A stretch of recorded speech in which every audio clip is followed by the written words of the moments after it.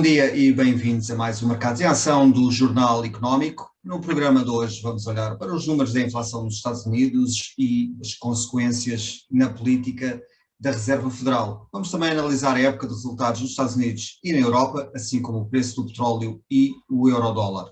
Como sempre, vamos ter os números e gráficos do Marco Silva. Nosso convidado de hoje é Miguel Gomes da Silva, Head of Treasury and Trading do Montepio. Miguel, bem-vindo de volta ao nosso programa. Obrigado, bom dia. Bom dia.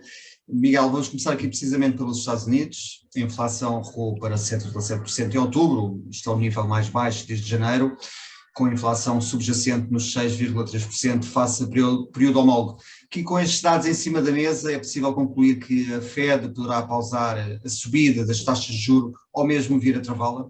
Eu diria mais do que concluir, é já quase dado como certo pelos mercados que vai acontecer uma subida inferior àquilo que tem sido as subidas nas reuniões anteriores, com as probabilidades espelhadas no IR, portanto as probabilidades implícitas nas taxas de juros apontam para uma subida de apenas 50 pontos base. E era de facto a inflação o trigger que os mercados estavam à espera para fazer precisamente o shift entre expectativas de subidas agressivas, que dominaram até aqui, e um abrandamento por parte dos bancos centrais relativamente à política monetária. Miguel, primeiro, achas que o abrandamento para 7,7 justifica essa redução de expectativas, ou será que as expectativas já estavam algo desajustadas, tendo em conta que, por exemplo, se houvesse realmente uma subida de 0,75, a taxa superior já estava nos 4,75, que já estaria muito perto dos 5,5, que era aquela taxa terminal que se falou quando da reunião, que agora já baixou para os 5%. Portanto, basicamente, estava-se já quase no valor limite, portanto, havia mais uma reunião e estava feito o serviço. Será que os mercados estiveram aqui demasiado hawkish antes de saber os dados da inflação? Aquilo que nós vimos foi, primeiro, os bancos centrais, não só a Fed, mas os bancos centrais de uma forma em geral, atrás da curva, aquilo que nós chamamos behind the curve, ou seja, com os mercados a anteciparem mais cedo as subidas, portanto a espelharem nas taxas de juros de mercado, quer nas taxas swap, quer nas obrigações soberanas, aumentos de taxas que ainda não estavam espelhadas nas decisões de política monetária dos bancos centrais. E aquilo que assistimos agora é que os bancos centrais estão a controlar a curva, por assim dizer. Portanto, deixámos de ter os bancos centrais a correr atrás do prejuízo, como durante muito tempo se falou, com as subidas a serem quase que mandatórias devido àquilo que era a realidade das taxas de juros nos mercados, para passarmos a ter agora o Banco Central de uma vez por todas no comando, por assim dizer, da situação. E tu referias que se a taxa de juros 7,7 justifica esta mudança de expectativas. 7,7 por si só e visto isoladamente é um número bastante elevado, continua a ser muito elevado quando nós queremos os bancos centrais a atingir ou a ancorar a inflação num nível em torno dos 2%.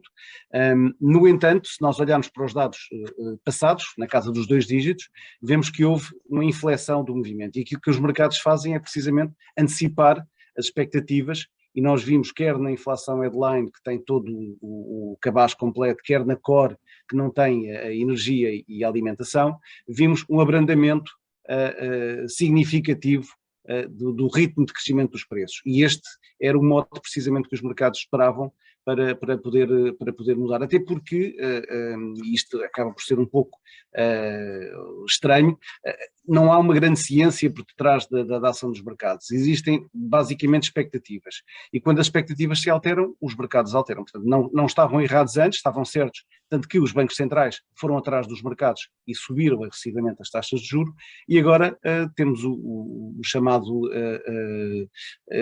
acumular da realidade, e pararmos um pouco, provavelmente, com esta volatilidade que tem sido uma realidade nos últimos tempos, quer no mercado das taxas de juros, quer mesmo nos ativos com risco, e podermos ter agora uma situação mais pacífica, e aliás, como o próprio Powell disse na última reunião de política monetária, provavelmente vamos ter subidas menos agressivas, uma terminal rate mais elevada, que agora poderá ser mais baixa, consoante as várias leituras da inflação, e sempre o chamado data dependent, ou seja, dependendo dos números da economia que forem sendo conhecidos, quer a inflação, quer o desemprego, quer o crescimento económico.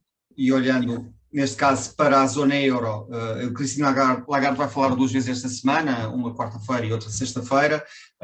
Na primeira vez vai falar antes de serem divulgados os dados finais sobre a inflação em outubro, que atingiu aqui 10,7%, um número bastante elevado. Neste caso, não haverá aqui margem de manobra para o BCE e Christine Lagarde a divergirem desta rota de ação de escalada das taxas de juros. Assim, é esperado, portanto, eu diria que aquilo que falta saber é se a subida dos juros em dezembro do BCE será de 50, será de 75. Mas recordo que já antes deste número dos Estados Unidos, conhecido na passada semana, já antes se esperava que o BCE desta vez subisse apenas 50 pontos base. Portanto, não haverá uma surpresa se a subida for apenas de 50. O BCE continua com taxas, uma política monetária ainda assim abaixo dos Estados Unidos, as economias também são diferentes, é preciso, não podemos comparar 2% na Europa com 2% nos Estados Unidos, são realidades diferentes, a própria dinâmica das economias são diferentes, portanto aquilo que vamos ter em dezembro diria que é o esperado no BCE, que é uma subida de 50 pontos base, provavelmente alinhado com aquilo que será a realidade dos outros principais bancos centrais.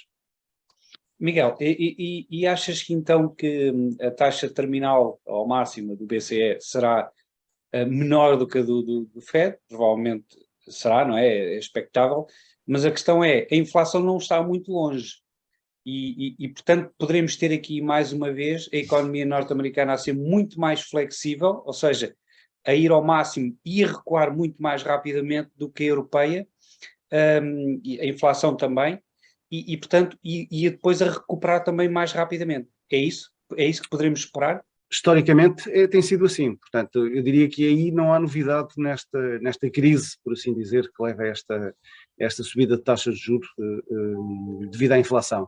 Historicamente a economia americana aquece e arrefece muito mais rapidamente que a economia europeia. Também é preciso ter presente que o mercado de trabalho nos Estados Unidos é muito mais flexível do que na Europa, e este é um ponto que é determinante na ação dos bancos centrais, apesar do mercado de trabalho, do desemprego ou do emprego estar debaixo da alçada da política monetária da Fed e não está no Banco Central Europeu, no entanto, obviamente que ambos os bancos centrais olham para esta realidade.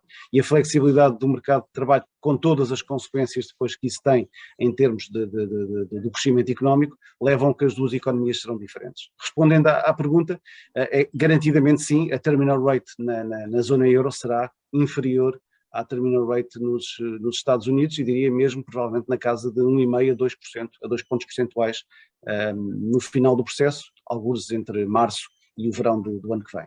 Muito bem, Miguel, obrigado. Vamos agora para um breve intervalo e regressamos já.